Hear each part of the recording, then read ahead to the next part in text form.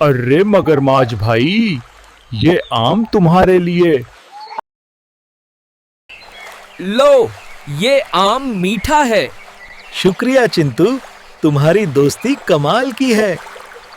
ये आम इतने मीठा है, अगर ये बंदर रोज खाता है उसका दिल कितना मीठा होगा। बस, मुझे उस बंदर का दिल चाहिए, कुछ भी हो।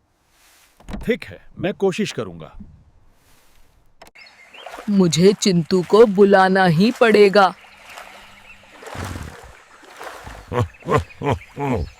चिंटू दोस्त, मेरी पत्नी तुम्हें घर पर खाने के लिए बुला रही है। अच्छा, ठीक है दोस्त, मैं तुम्हारे साथ चलता हूँ। कुछ छुपा तो नहीं रही ना को। चिंटू दोस्त, मेरी पत्नी तुम्हारा दिल खाना चाहती है। अरे दोस्त, ये बात पहले क्यों नहीं बताई? हम बंदर तो अपना दिल पेड़ की टहनी पर संभाल कर रखते हैं। चलो वापस चलते हैं, मैं दिल ले आता हूँ।